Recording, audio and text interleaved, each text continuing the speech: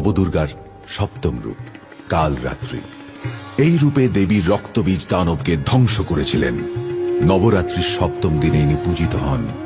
এই দেবী ভক্তদের মন থেকে অজ্ঞানতার অন্ধকার দূর করেন এবং জীবনের সকল কালিমা নাশ করেন। এর স্মরণে ভূত, প্রেত, পিশাচ ইত্যাদিরা দূর হয়। ভক্তদের মঙ্গলদায়িনী এই দেবীর আরেক নাম শুভঙ্করী।